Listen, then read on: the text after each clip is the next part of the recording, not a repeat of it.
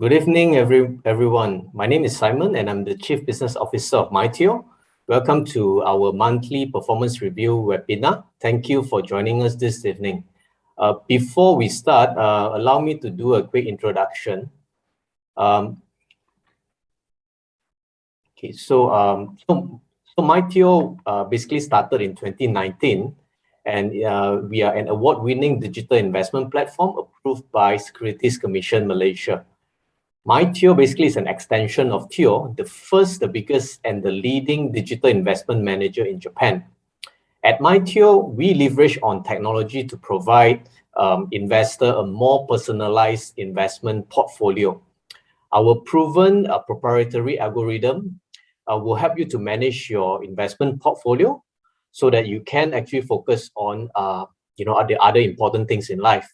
So our aim is to help you to achieve your financial goal and enable you to enjoy your moments in life. So today you will be hearing from Matthew Stuart-Box, our Chief Investment Officer. So Matthew will be reviewing the performance of MYTHEO portfolio for last month, and so he will also be sharing what has been the driver behind those performances. Okay. So meanwhile, I think there's no portfolio optimization that has taken place this month, but we'll go through what are the maintenance that we have done for our investor this month. So for us to be able to deliver high quality risk-adjusted return for you as an investor. So if you would like to ask Matthew any question, you can just interact with us via the Q&A button on the menu bar at the bottom of the window. So without further ado, over to you, Matt. That's great. Thank you very much, Simon, and welcome to everybody. I'll just share my screen. And,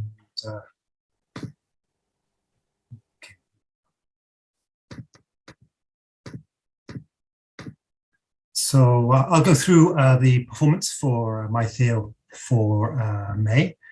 And then obviously I'm happy to answer any questions that anybody might have about how we're positioned or what we think about what's going on in the markets right now.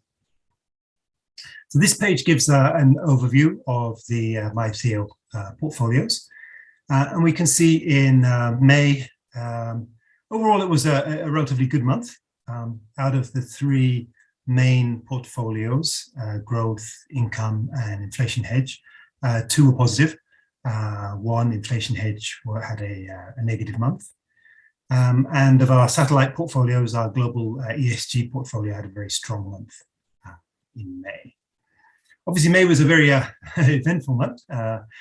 We had a good global equity rally after a very tough period, I think, for the global equity markets, and we can talk a little bit about some of the drivers behind that. And some news from the US in terms of inflation concerns. Obviously, we've talked about this several times during these webinars in the past. This has been a key concern for a lot of global investors, not just US inflation, but inflation in many developed countries. And there were signs, at least perhaps, that in the US, inflation had perhaps peaked out. And that was one of the reasons for the rally and certainly in equity prices. So overall, not a bad month, but you can see year to date, all of our funds are in negative territory year to date, with ranging from 8%, 8.5% negative for the equity related funds, minus 4.6 for income, and just slightly negative for inflation hedge. But having said that, 2021, 2020 were good, strong years for MYTHEO. So certainly, if we look at the since launch returns for the main MYTHEO portfolios, they're certainly looking very healthy. Maybe let's go through fund by fund and see what was driving some of the performance. So we'll start with the growth portfolio. And just to remind everybody, the goal of the growth portfolio is to achieve a high level of return in the long run, similar to the growth of the global equity market. So this portfolio is mostly made up of global equity positions. If we look at the current allocation within the fund, on the left-hand side here, you can see the allocation across the different ETFs in the fund, and you can see, US large cap accounts for around 40% of the fund, and then we have large positions in Japan, the UK, various US mid cap positions, Hong Kong, South Korea. Overall, the allocation is relatively close to global equity markets, and we don't take very large country bets within this portfolio. And so for May, our performance was plus 0.81%, so 81 basis points positive. And the main drivers of the positive performance were some of our positions in Asia. So our Hong Kong position and our China position were positive performance for us. But also within the US positions, you can see we've got positions labeled US large cap growth and US large cap value.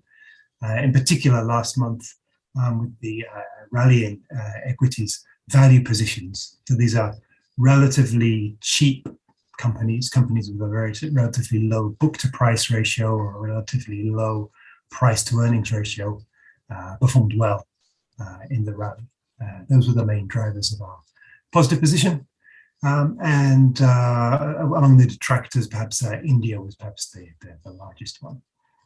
But as you can see, the portfolio is well diversified across various different countries, different regions, different market cap sizes. But overall, it was a good, solid month, I think, for global equities. Moving on to the income portfolio. So this is an income that's a portfolio where the goal is to earn a regular, high, stable level of income with lower volatility. And so this portfolio tends to be focused more on bond ETFs. So it invests into treasuries, government bonds, corporate bonds, high yield bonds, but also things like high dividend equity ETFs, things like that. But the aim is to generate a stable income stream from this portfolio. And if we look at the allocation within the portfolio for this month, it's well diversified across a range of different bond classes. So you can see the largest single positions are things like investment grade corporate bonds. So these are bonds issued by companies, but blue chip companies. So relatively lower risk corporate bonds. We have 21% there. We also have 20% in mortgage-backed securities. These are bonds backed by cash flows from residential and commercial mortgages. Then we also have positions in high yield bonds, but also US Treasuries, international government bonds, and so on. In May, the performance was positive, so we were up 0.84% in the fund. The largest contributors here were actually not the government bonds so much as the corporate bonds.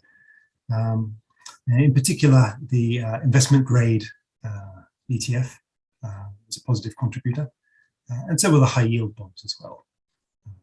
I think with the rally in the equity markets, I think people were willing to take a little bit more risk in their portfolios, and hence some of the higher risk bond positions, things like high yield and even investment grade, outperformed the lower risk government bond positions. So that was a good solid month, I think, for the income portfolio, especially given the fact that long-term US Treasuries were negative for the month. But I think having some of this credit exposure in the portfolio gave us a positive return for May. So that's the income portfolio. Moving on to the third of the main MYTHEO portfolios, the inflation hedge portfolio. So if we remember here, the goal of this portfolio is to protect the real value of the assets in the portfolio, so protect the portfolio from inflation. And so this portfolio has things like real estate, gold, silver, oil, metals, other commodities, that kind of thing in it. This portfolio struggled last month, so it was down 1.33%. If we look at the allocation within the portfolio, 30% is in real estate, in particular US real estate. So this is a mix of commercial, retail, residential real estate. TIPS, so these are US government bonds that are linked to inflation. The interest rate that the bond pays varies with US inflation. So we have 29% there. And then we have position in gold, base metals, infrastructure, things like that. In May, last month, the gold position, the oil position was a positive contributor, but many of the other positions were negative, in particular the precious metals, things like gold, other metals as well were negative. But the biggest single detractor was US real estate. It's a large position for us. Given the fact that interest rates remained high in the US, I think that was a headwind certainly for the US real estate position.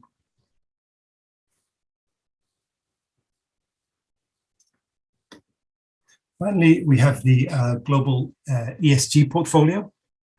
And just to remind everybody, this is a portfolio where the goal is to achieve a high return in the long term with a similar level of growth as the global equity market, but with exposure to ESG factors. So companies that are making a positive contribution either on an environmental point of view, a social or a governance point of view. In the long run, we expect this portfolio to have a similar expected return to the growth portfolio, but obviously month by month, the two will vary. This portfolio had a good strong month in May, up just over 2%. Sorry. If we look at the allocation within the portfolio, it's spread across different regions. So the biggest single position is the MSCI EAFA, so Europe, Africa, and the Far East ETF with 27%. Then US large cap value, the US one, emerging markets, and US growth. So it's diversified across regions, but all of the ETFs are ESG focused ETFs. As I said, it had a good strong month in May. The largest positive contributors were actually the two biggest positions, the EAFE position, and similar to the growth portfolio, the US large cap value position performed well in May. So overall, that was a good strong month, I think, for the global ESG portfolio.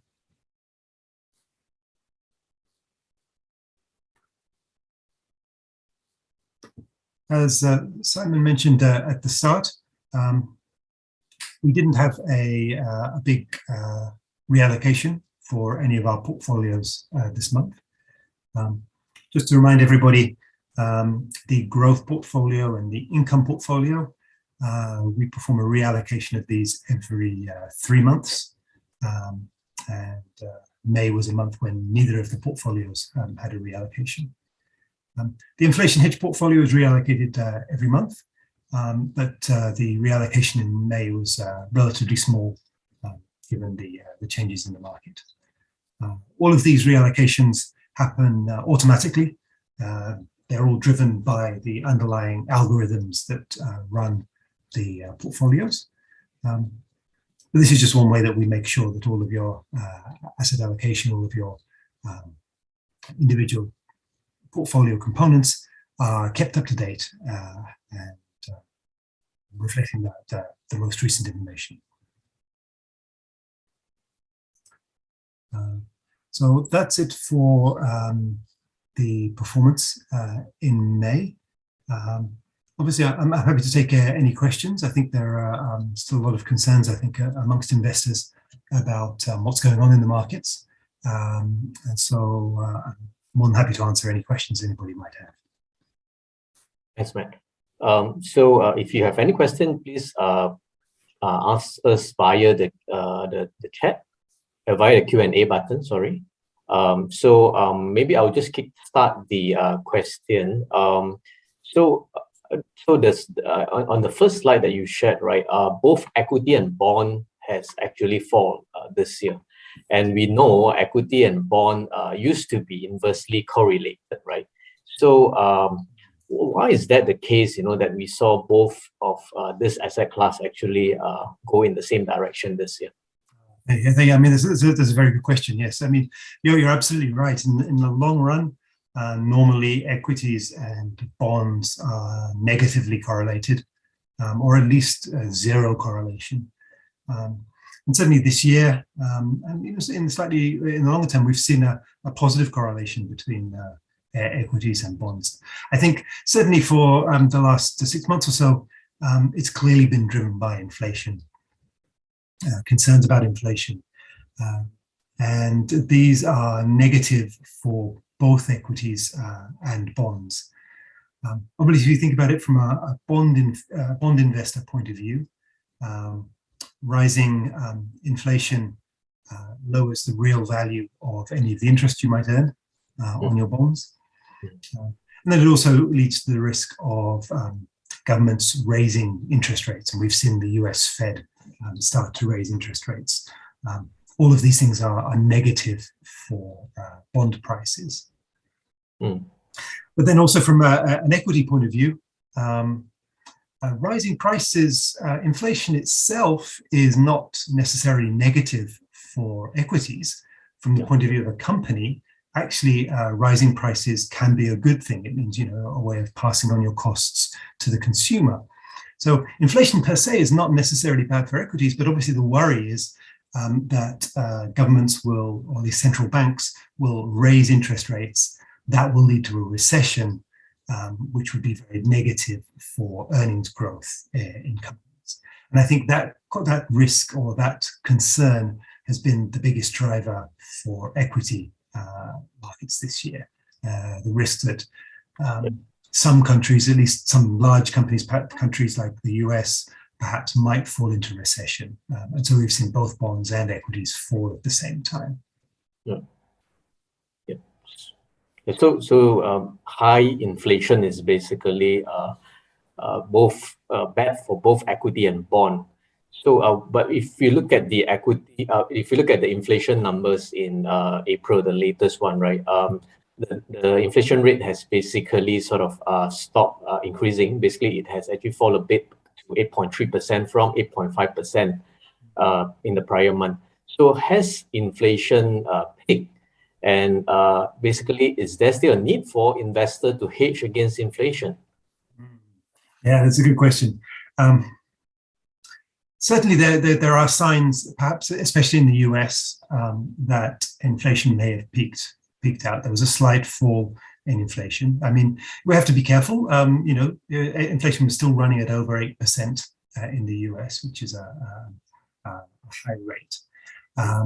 But I think a lot of investors felt perhaps that we'd kind of turned the corner on inflation, and there was a sign perhaps that the Fed was winning the battle against inflation.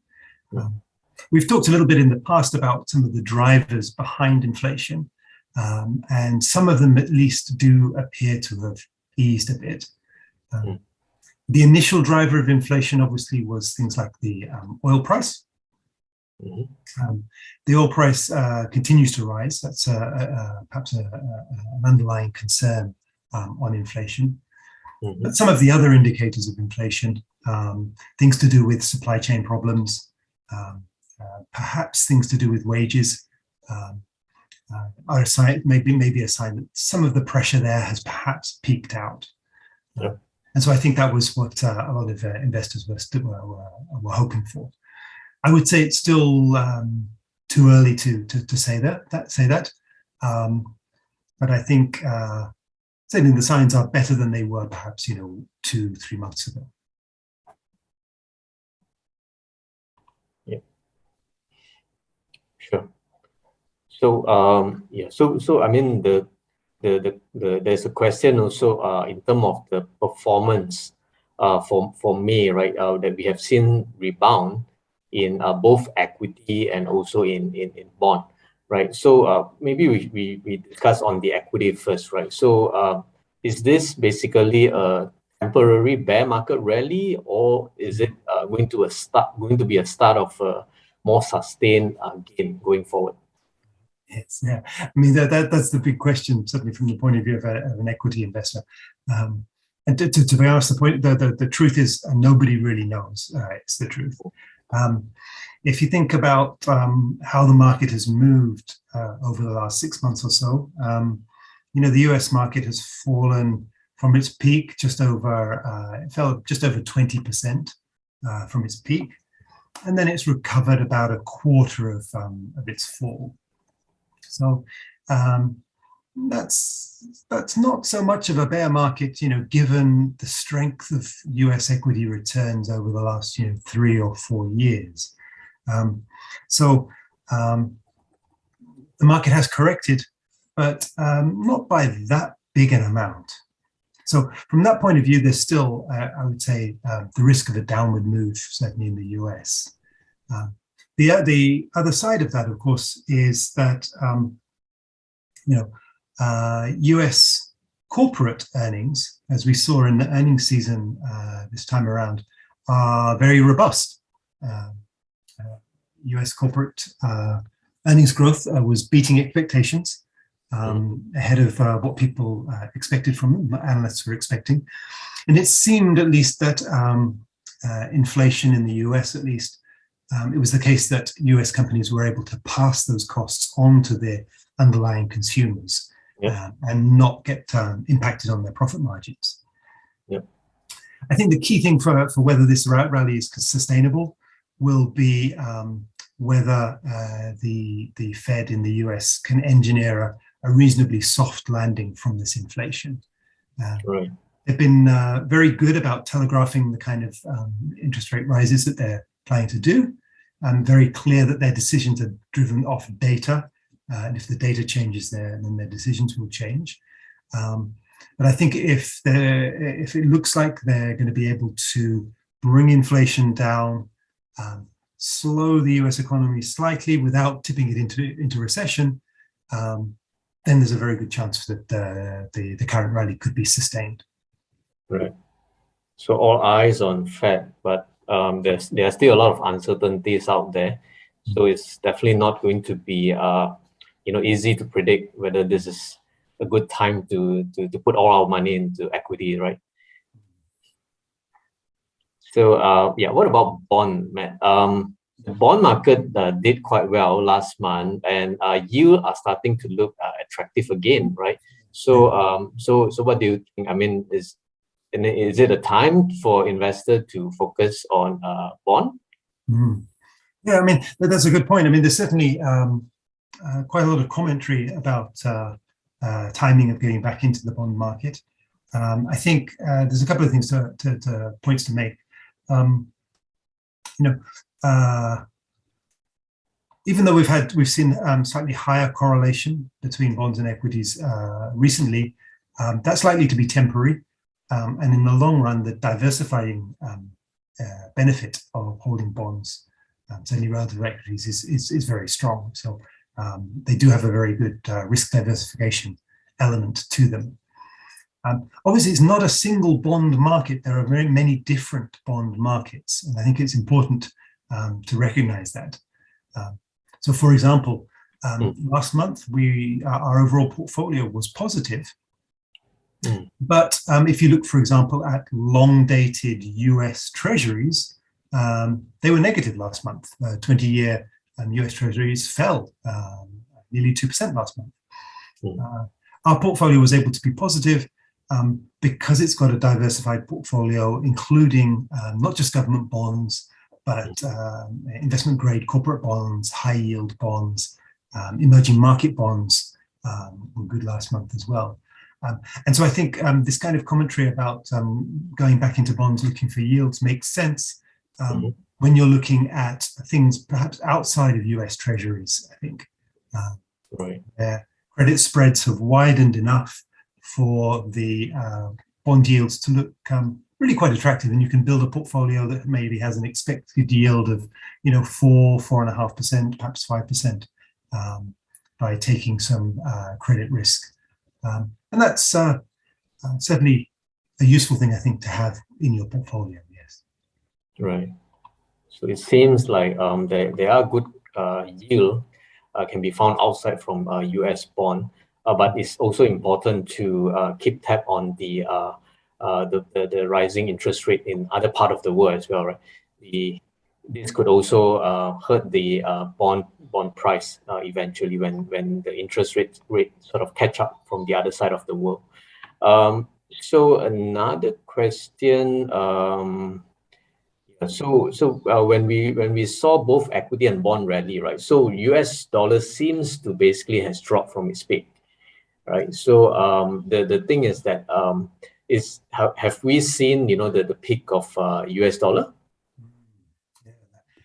That's a very, very tough question. I mean, so if we just think a little bit about the history of this, like the US dollar has been extremely strong against various different currencies over the last 6 months or so. And for some currencies, the US dollar is at 20-year highs, certainly, and so it's been very strong over the last 6 months or so. And obviously, the underlying idea behind this is the idea that inflation has come fastest and earliest in the US. The US Fed has been very clear about wanting to normalize interest rates in the US. It's given us a very clear path over the next 2 years or so to interest rates of about kind of maybe like 2.5% in the US.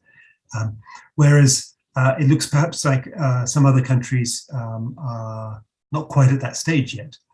And so this gives a lot of impetus to the US dollar. And that's why it's been so strong over the last 6 months or so. Where we go from here is more complex, I think. The FX market is an extremely difficult one to predict. Obviously, in the long term, fundamentals are very important to the FX market. And so interest rate differentials, inflation differentials are long-term drivers of interest rates. But in the shorter term, there are a lot of other flows that happen in the FX market that can move the rates by a lot in the short term. Things like trade flows, speculation, hedging, that kind of thing can move FX rates a lot. And so it's very difficult to predict in the short term. But I think the idea that, the US dollar rally may have run its course. And certainly if we see perhaps some of the other central banks start to move a little bit towards tightening or potentially raising interest rates, then that could act as a cap on US dollar for certainly in the short run. But as I said, it's a very difficult market to predict, I think. Sure. So it looks like the fundamental is supportive of dollar on the short-term basis, but it's also we also need to look at the other part of the world. When the central banks from other part of the world start tightening, that could also sort of cap the dollar strength going forward. Yeah. So perhaps there's one question from our listener here. Do we have any Sukuk ETF in our portfolio? Sorry? Do we have any Sukuk Islamic bond? Okay, I'm sorry, yes. As of right now, no, we do not have any of that in our portfolio. That's a good question. We'd like to investigate some of this. We've looked at some in the past. sometimes some problems in terms of the liquidity of those ETFs in terms of their size and their trading costs, and also in terms of the management fees that are charged within the ETF. Right now, our income portfolio does not include any of those ETFs. But it's certainly something we'd like to look at in the future if we can find ETFs that are liquid enough and tradable enough. Right. Okay. Thanks. So if you have any more questions, please ask us before. I think the thing is that maybe we could end our session early if there's not much question. I'll probably have one more question on quantitative tightening, right? So we have been hearing a lot of quantitative easing, right, in the past, but now Fed has started quantitative tightening on 1st of June. And so what will happen is Fed will start reducing its balance sheet that they sort of expand through QE, quantitative easing, right? So what are the potential implications of Fed quantitative tightening on financial markets? Sure, yeah. There's been a lot of commentary about this. What I'd say is, if you just look back a little bit, what was quantitative easing and why did it raise the size of the balance sheet so much? This was obviously something that was triggered back in 2008 after the Lehman shock, where in order to provide liquidity to the markets and in order to support asset prices, the Fed started to buy mostly bonds on its own balance sheet. And this was a way of supplying more cash, more liquidity to the financial markets and making sure that liquidity stayed high and people could trade. And then again, another huge round of asset purchase buying during the pandemic as well. And so, and that the amounts of money involved are absolutely huge. So the size of the Fed balance sheet went from just under $2 trillion before Lehman to nearly $9 trillion most recently. It's a huge expansion in the balance sheet, huge amount of assets, huge amounts of liquidity that the Fed has injected into financial markets. What I think is clear now is that the Fed has decided that's run its course. There's no need for, certainly at the moment, for any more of that. And so gradually they will be reducing those purchases and letting the existing assets run off. And so that will mean their balance sheet will gradually shrink as the assets that they hold in there reach maturity. What does that mean for financial markets? Well, essentially, it means more of a return to normality for financial markets. We kind of forget, because it's been going on for such a long time, how unusual it is to see central banks. Obviously, the Fed gets the most attention, but the ECB has done just as much in Europe as well, and other central banks as well. Just how unusual it is for them to be buying that much, that many assets, having such a big balance sheet. And what it does, is it pulls a lot of risk out of the market. A lot of people think, that the Fed will always be there to stand behind financial markets. That's not correct. The Fed will be there to ensure stability and address systematic risks within the financial markets, but they're not there to prop up the market. They're not there to prop up asset classes. Right.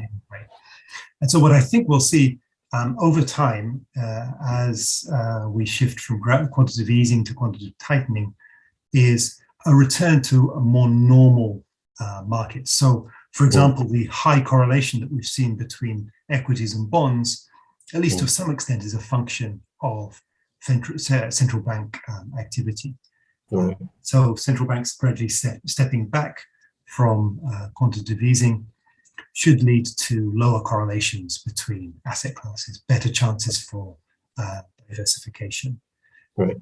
It should also lead in the longer run to better pricing of financial risks in the market as well. And this idea that the Fed is always going to stand behind the market means that some risks are perhaps not properly priced in the market.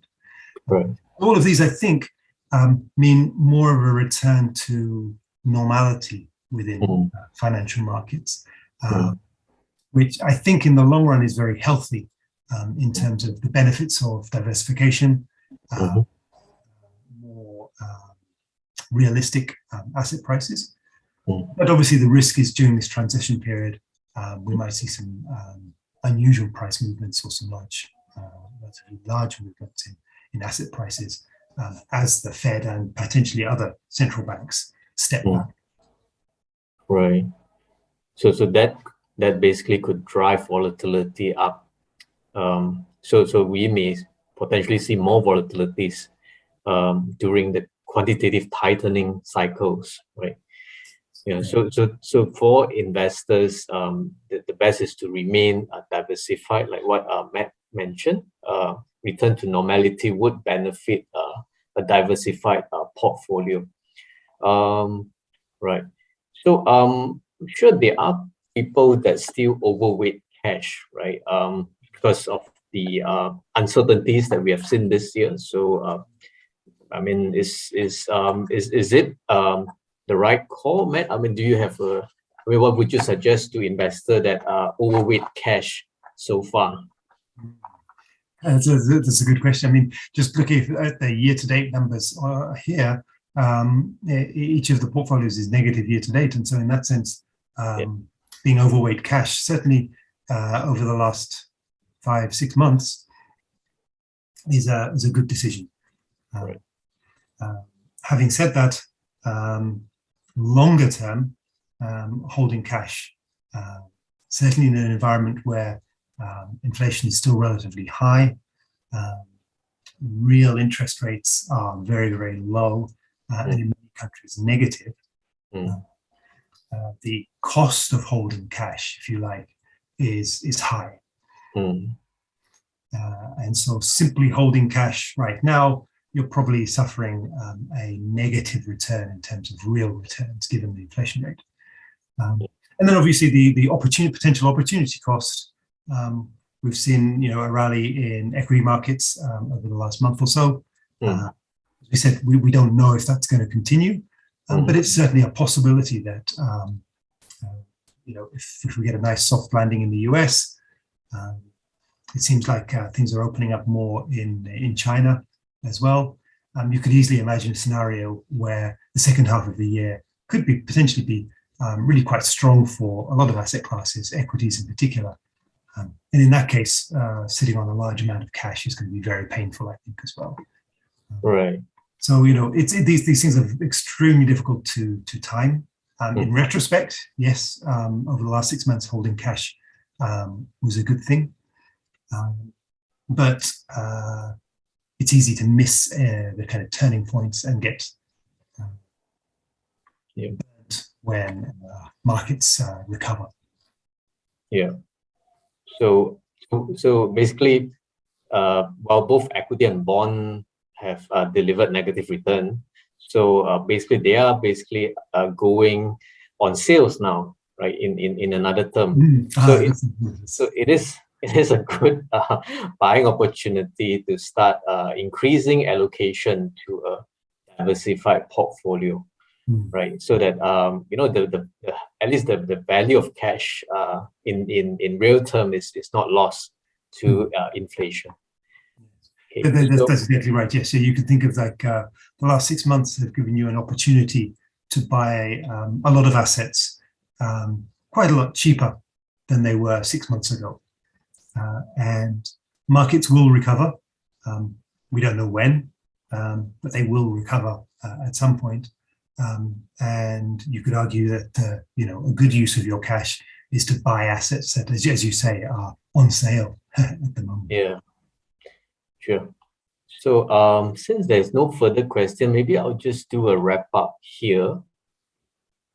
Okay, so Matt has shared with us the portfolio performance and also his view that on asset classes as well as on inflation. So let me just recap. So point number one is there are some signs that US inflation expectation may have peaked, but the rising oil price remain a concern. So basically, it's all eye on Fed, to be able to engineer a soft landing so that it does not hurt the economy that much for their rising interest rate. So point number two is some investors are starting to look for opportunity in cheaper assets, emerging market, equities in particularly, high yield bond and value stock, etc., etc. So, but the fact is that uncertainties are still there. So it could be a good opportunity, but we also have to be careful in terms of having too concentrated exposure in this higher risk area of the market. So the third point is the outlook remain uncertain in many dimensions. So trying to time the market is extremely difficult to do it consistently. Investors are generally rewarded to spend time in the market versus trying to time the market. I think we have seen times and times that timing the market is not sustainable, right? So the best way is to build a good asset allocation to navigate through the uncertain market. Asset allocation, portfolio diversification, and dollar cost averaging help to reduce the risk associated with investing and potentially earn more consistent return over time. And last point is that we remain confident and convinced that the most effective investment method is to invest for long-term perspective through a diversified MYTHEO or Omakase portfolio of growth, income, inflation hedge functional portfolio. So, okay, we have one last question before we end, since we still have time. So this question, Matt, given the current easing in China, do you see a rebound in their economy in the next quarter, taking into consideration that their zero COVID policy is still in effect? Yeah, that's a good point. It's maybe a couple of points to make here. One, a rebound in the underlying economy, and two, a rebound in asset prices. And obviously those are not the same thing. Yep. I think, Chinese equities are looking extremely cheap from a global point of view. And there's clearly support from the government for the equity market. And so there is a good case for a good rally in the Chinese equity market. In terms of the underlying economy itself, I'm not an expert on the Chinese economy, but it's clear that the Chinese government is concerned about the slowdown in the economy overall, and they're caught between, as you say, having this zero tolerance policy on COVID, the extremely high economic costs and social costs of running this. And so we've seen, the end of the lockdowns in places like Shanghai and things like that. But official Chinese policy is, as you say, zero tolerance. And if there's an outbreak somewhere else, we would expect them to be just as aggressive in locking them down there. So I would say, certainly in terms of from a financial assets point of view, there's a good case for a strong recovery in Chinese equities. In terms of the underlying economy, that's hard to predict, given we simply don't know what will happen with the pandemic. Vaccination rates in China are still not that high. So certainly the risk of other outbreaks in other cities in China. Sure.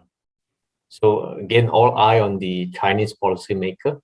So it's hard to predict what they will do next, but they have given a lot of surprise to the investors so far. So I think we need to be careful in terms of the what's coming from the policymaker in China. Okay, so I think if there's no more question, I think we should call it a day. So that's it for our performance review session this month.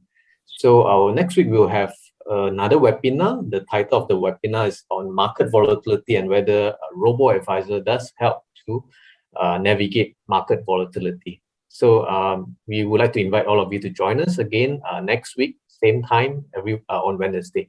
So thanks, Matt, for the sharing. So we'll see you guys again next week. Thank you. Let's take a moment to talk about money. We all know how important it is to save. But no matter how hard we work to build our nest egg, experts believe most of us still won't have enough to retire comfortably. Investing is the better way to grow your wealth, but requires years to master on your own, or high fees and starting capital to hire a wealth manager. Now, there's an easier way for you to invest. MYTHEO is a digital investment manager that does the work for you using investment strategies with a proven track record, helping over 60,000 Japanese investors grow their wealth. That's over $300 million of assets under management. And this is all it takes to start investing meaningfully. When you create an account, MYTHEO will want to know you a little better. Things like your age, assets, and appetite for risk. Once it has collected enough information, a professional investment portfolio will be generated just for you. This portfolio will consist of ETFs listed in the US stock market. Each ETF is selected for its different feature, such as country or asset class, to further diversify your portfolio, and that disperses some of the risk. This global diversification strategy is one way MYTHEO optimizes your portfolio. The algorithm that drives MYTHEO's logical investment reasoning is based on the research behind 2 Nobel Prizes. In the past, you or your fund manager would have to closely monitor the market's various moving parts every day. That's a lot of data and decision-making. With MYTHEO, you don't have to sweat the hard stuff.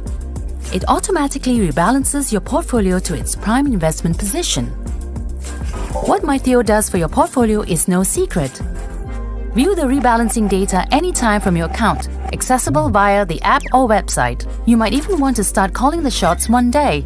Go ahead and adjust the portfolio to suit your needs. After all the money talk, here comes the money talk. Thankfully, MYTHEO's service will not break the bank, just a small fraction of your investment. With no sales fee, no exchange commission, and not a single surprise charge. So the question to ask yourself is this: will it be worth it? Deciding to invest may mean new commitments and lifestyle adjustments. It could also mean the freedom to do what you've always wanted, not just life's milestones like marriage, kids, and retirement, but the moments in between that make life richer. Whatever it looks like, it's time to invest in experiences that truly matter to you, because life's moments are priceless.